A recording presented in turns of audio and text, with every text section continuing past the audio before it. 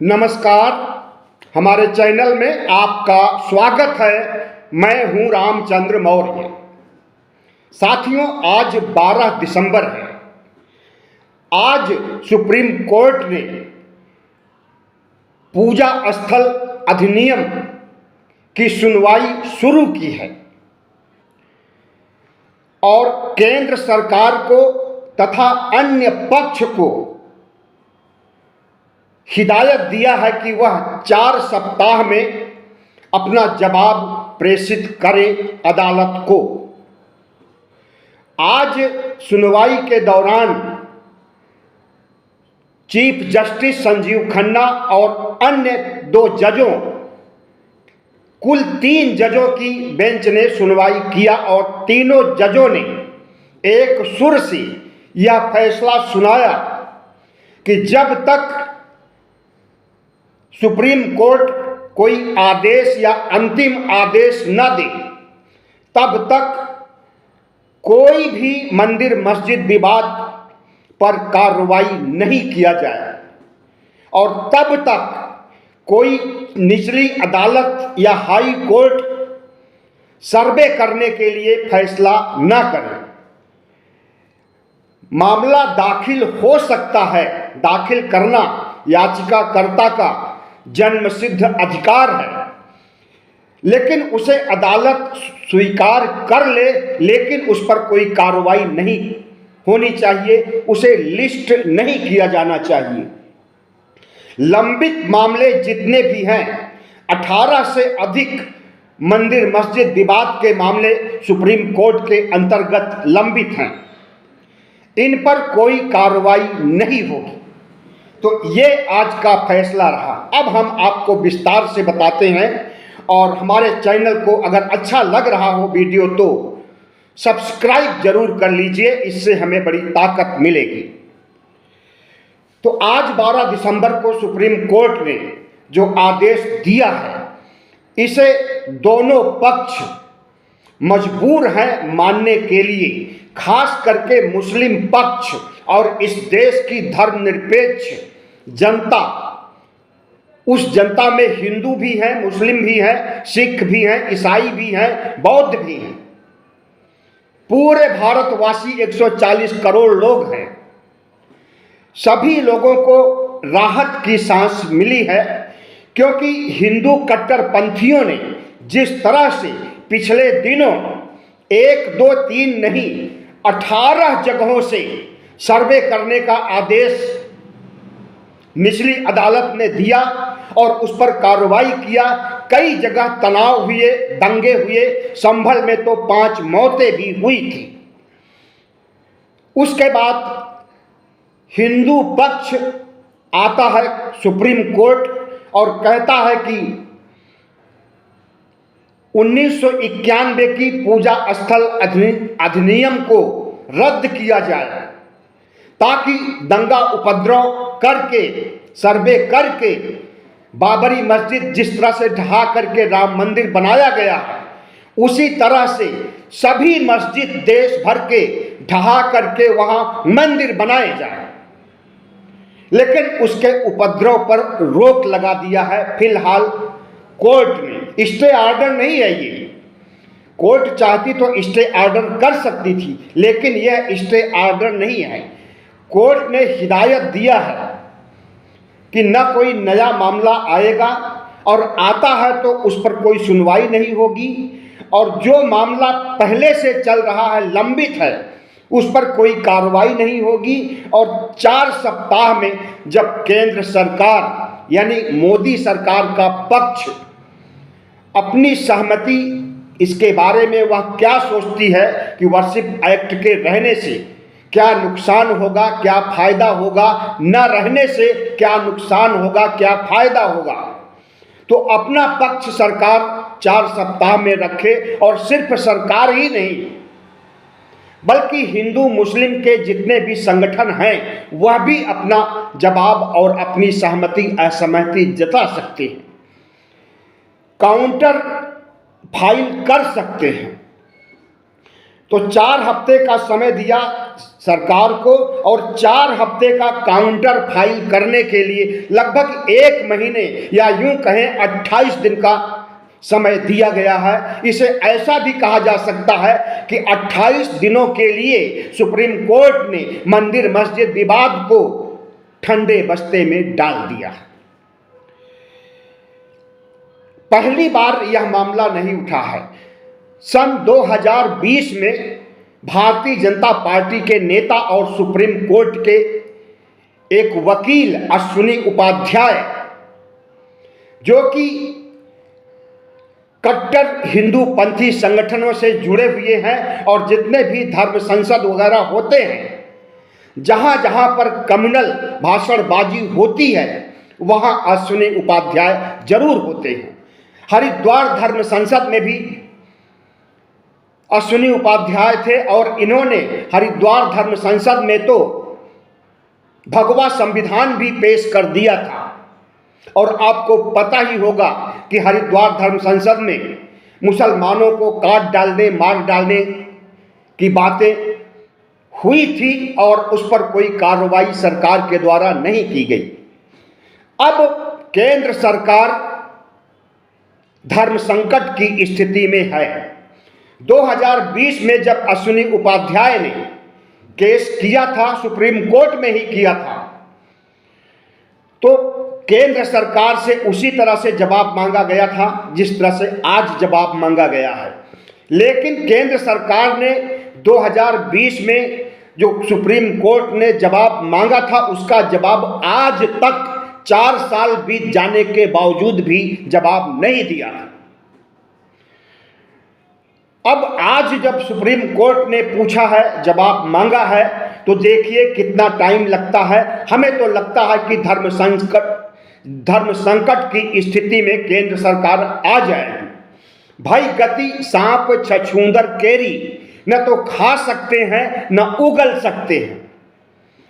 Bharatiya Janata party की सरकार RSS समर्थित है और आरएसएस खुद चाहता है कि इस देश की सभी मस्जिदों को ढहा दिया जाए और उनकी जगह पर मंदिर बनाई जाए। आरएसएस की विचारधारा को लेकर के चलेगी भारतीय जनता पार्टी की सरकार, तब उसके धर्मनिरपेक्ष मूल्य और संविधान के प्रति उसकी प्रतिबद्धता, लोकतंत्र के प्रति उसकी जिम्मेदारी चौपट हो जाएगी। और आरएसएस को नहीं लेकर के चलेगी तो आरएसएस नाराज हो जाएगा और आरएसएस जब नाराज हो जाएगा तो वह भारतीय जनता पार्टी के अध्यक्ष पद पर तो कब्जा कर ही रहा है। भारतीय जनता पार्टी का संकट बढ़ जाएगा।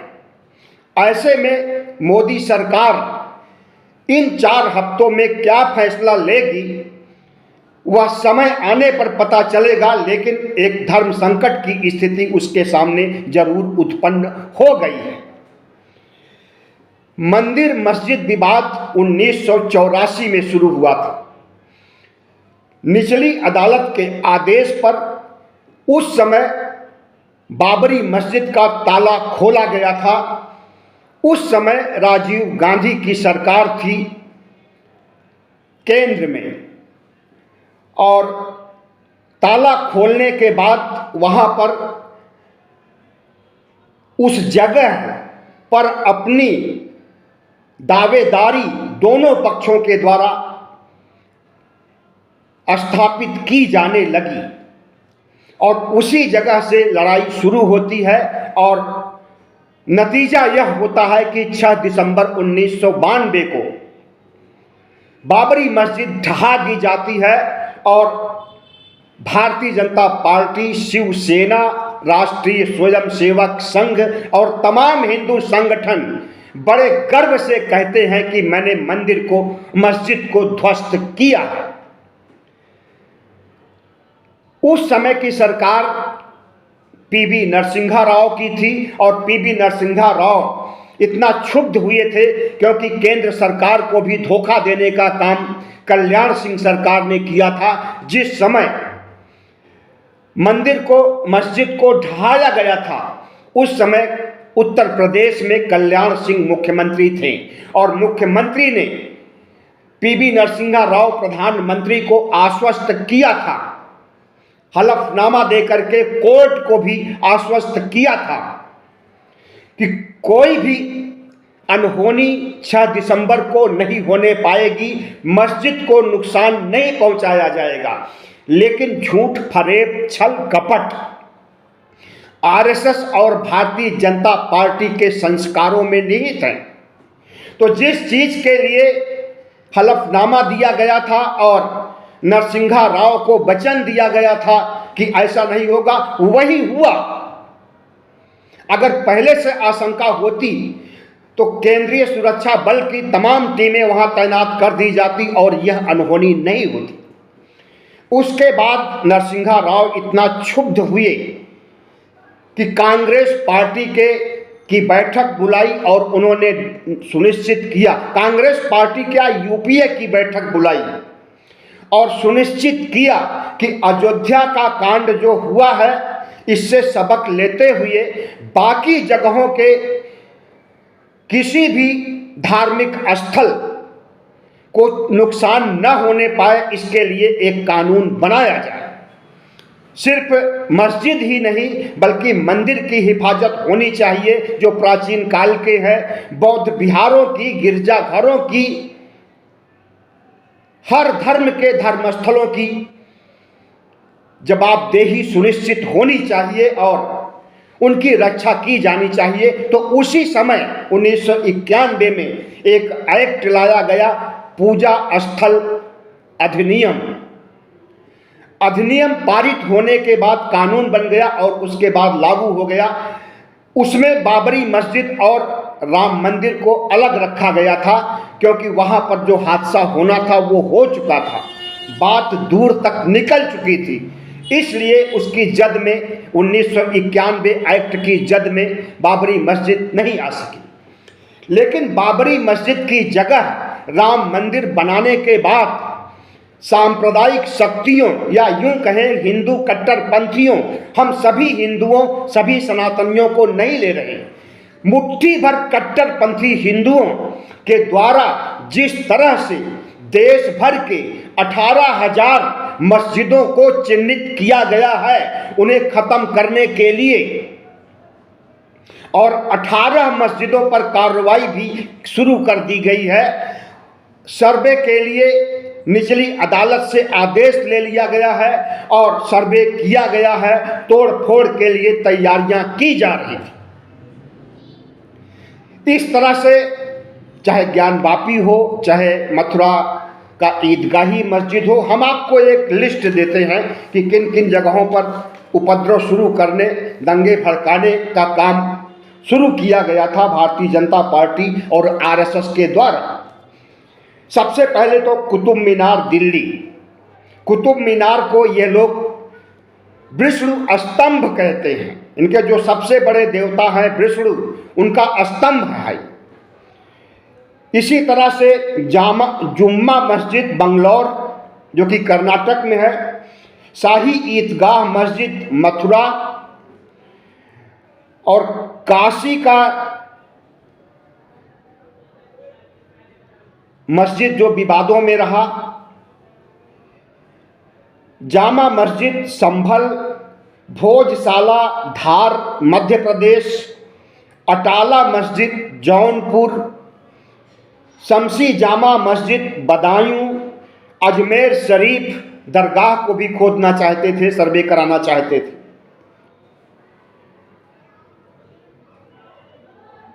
चार मीनार, इसी तरह से 18 मस्जिदों को इन्होंने चिन्हित किया गया था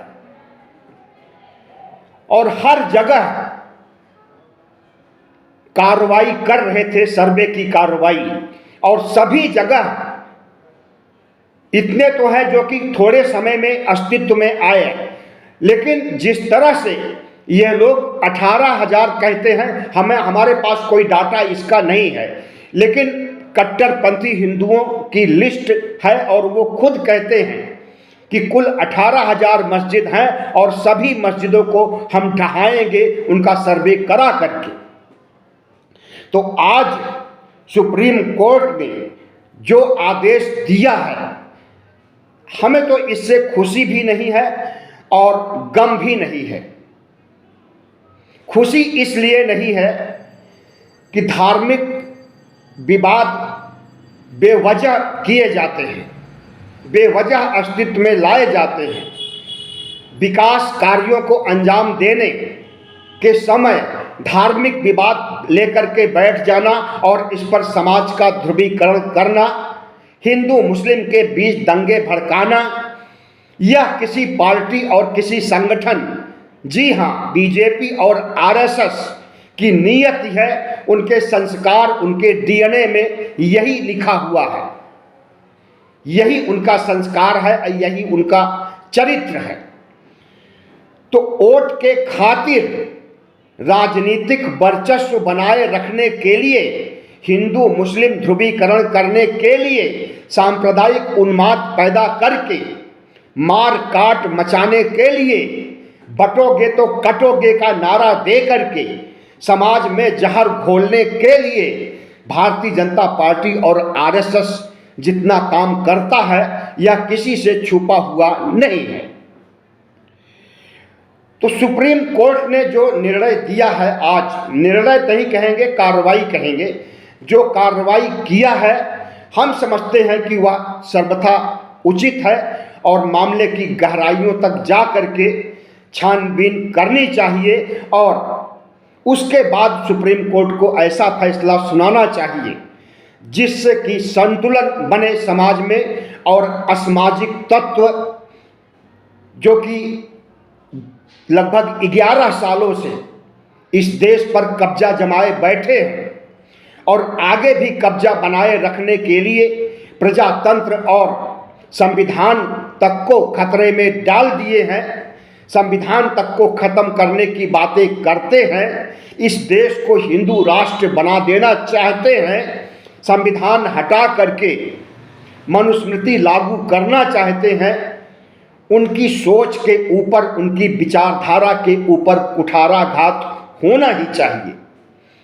सुप्रीम कोर्ट एक ऐसी संस्था है जिसे संविधान ने पैदा किया है और सुप्रीम कोर्ट को इतना बड़ा अधिकार दिया गया है कि वह संसद के द्वारा बनाए गए कानून की समीक्षा करके उस कानून को खत्म भी कर सकता है, उस कानून पर रोक भी लगा सकता है कुछ समय के लिए और उसे पूरी तरह से रद्द भी कर सकता है। याद कीजिए पिछले कुछ महीनों पहले इलेक्टोरल बॉन्ड का जो मामला आया था, उसमें इलेक्टोरल बॉन्ड का जो कानून था उस कानून को ही खत्म कर दिया था चीफ जस्टिस ऑफ इंडिया ने और पूरा खुलासा कर दिया था कि इस कानून, अवैध कानून के तहत कितनी उगाही किस पार्टी ने की। सबसे बड़ी भारतीय जनता पार्टी ने ज़्यादा उगाही की थी चंदा लो धंधा दो का काम करके। और वित्त मंत्री निर्मला सीतारमण के पति पाराकल प्रभाकर ने कहा था कि यह दुनिया का सबसे बड़ा आर्थिक घोटाला है, लेकिन उस घोटाले को उजागर तो कर दिया, लेकिन घोटाला करने वालों को जेल के शिक्षों के पीछे नहीं भेजा गया। अगर भेजा जाता तो मोदी और शाह को, भारतीय जनता पार्टी के शीर्ष नेतृत्व को जेल में होना चाहिए था। तो उसी तरह से जिस तरह से इलेक्टोरल बॉन्ड के कानून को खत्म किया सुप्रीम कोर्ट ने, उसी तरह से उम्मीद की जाती है कि पूजा स्थल विधेयक नहीं बल्कि अब तो अधिनियम है, 1991 से ही है। पूजा स्थल अधिनियम को अगर खत्म करना चाहेगा सुप्रीम कोर्ट तो इस देश के 140 करोड़ जनता, कुछ कट्टरपंथी संगठनों को छोड़ करके 140 करोड़ ओबीसी एससी एसटी के लोग माफ नहीं करेंगे और फिर जन आंदोलन होगा, रक्त विहीन क्रांति होगी, क्योंकि उस कानून में यह लिखा हुआ है कि 15 अगस्त 1947 तक जितने भी धर्मों के पुरावशेष, पूजा स्थल हैं, पर्यटन स्थल भी उसमें शामिल हैं, ये हैं, उसी स्थिति में रहेंगे, उसमें कोई छेड़छाड़ नहीं किया जा सकता है। हाँ, अगर उसमें टूट फूट होती है तो संवैधानिक कानूनों के अनुसार उसकी रिपेयरिंग हो सकती है, लेकिन विध्वंस नहीं हो सकता है। लेकिन भारतीय जनता पार्टी और आरएसएस और कुछ कट्टरपंथी संगठन हिंदुओं के चाहते हैं कि इस देश में मुसलमानों के धर्मस्थल न रहे। अगर कोई मुसलमान अभी पिछले दिनों सामने आया कि अपने घर में नमाज पढ़ता है, तो उसके घर में घुस करके ये लोग कहते हैं कि क्यों नमाज पढ़ रहे हो, और नमाज पढ़ना घर के अंदर मनाही है, तुम लोग घर को ही मस्जिद बना दोगे। तो ऐसी सोच है मुस्लिम समुदाय को लेकर के कट्टरपंथी संगठनों की। ऐसे में मंदिर मस्जिद विवाद को रोकने के लिए जो कानून बनाया गया है वह कानून अक्षुण्ण रहना चाहिए, टिकाऊ रहना चाहिए, ताकि सांप्रदायिक शक्तियों का मनोबल न बढ़े और वह चाह करके भी मस्जिद को ढहा करके मंदिर न बना सके।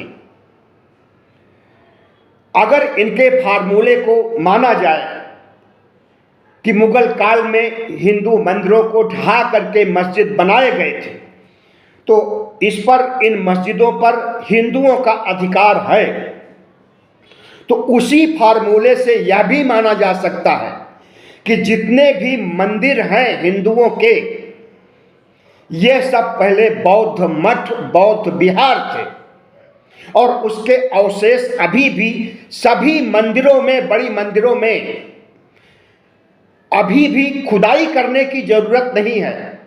साक्षात तथागत बुद्ध की मूर्तियों को हड़प लिया गया है और उन्हें कहीं विष्णु बना दिया है, कहीं ब्रह्मा बना दिया, कहीं कार्तिकेय, कहीं शिव बना करके उनकी पूजा की जा रही है। अगर यही फार्मूला बौद्ध लोग उठाए तो सभी मंदिरों को ढहाने के लिए मांग कर सकते हैं और उन्हें ढहा करके बौद्ध विहार, बौद्ध मठ, बौद्ध मंदिर बनाने की मांग कर सकते हैं। लेकिन जो 1991 का पूजा स्थल अधिनियम है, उसकी जद में बौद्ध भी आ जाएंगे और वह ऐसा नहीं कर सकते। और बौद्ध तो वैसे ही सांप्रदायिक नहीं होते हैं, खून खराबा पसंद नहीं करते हैं। तथागत बुद्ध के आदेश करुणा, दया पर, अहिंसा पर आधारित उनका धर्म, उनके धर्म में अस्त्र शस्त्र की ट्रेनिंग नहीं दी जाती। तीर, फरसा, चक्र और तमाम तरह के औजार लेकर के देवी देवता नहीं होते हैं बौद्ध धर्म में। वह सब एक ही धर्म में होते हैं, बाकी किसी धर्म में नहीं। ईसाई धर्म में भी ईसाई धर्म के प्रवर्तक जीसस क्राइस्ट के हाथ में कोई हथियार नहीं। मुहम्मद साहब जो कि निराकार हैं, अगर साकार भी होते तो उनके हाथ में कोई हथियार नहीं होता। गुरु नानक के हाथ में हथियार नहीं है, कमर में कृपाण जरूर है, लेकिन वह कृपाण अस्त्र शस्त्र में नहीं आता है, क्योंकि उनकी धार्मिक पहचान उस कृपाण से जुड़ी हुई है। अगर हथियार बंद है तो वो हिंदुओं के देवी देवता हैं, खास करके 3 इनके जो सबसे बड़े देवी देवता हैं, ब्रह्मा, विष्णु, महेश, सब अस्त्र शस्त्र से लैस हैं, वैसे जैसे आरएसएस अस्त्र शस्त्र से लैस है और अस्त्र शस्त्र की पूजा करता है, अस्त्र शस्त्र की ट्रेनिंग देता है, और वही अस्त्र शस्त्र चला करके इस देश के नागरिकों को, अन्य धर्म के लोगों को आए दिन मारता काटता रहता है और बांटने काटने की बातें करता है। ऐसे संगठनों पर तो रोक लगा दी जानी चाहिए और रोक लगी भी है।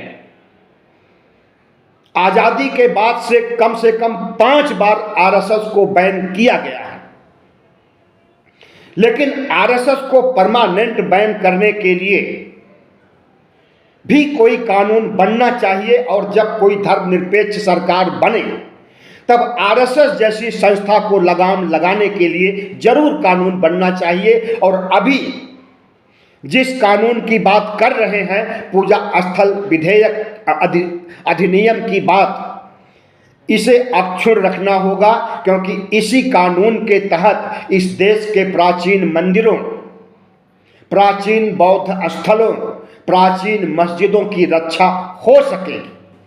किसी भी धर्म को छूट नहीं दी जानी चाहिए कि वह दूसरे धर्म के प्रति उसके धर्मस्थल को ढहा दे या फिर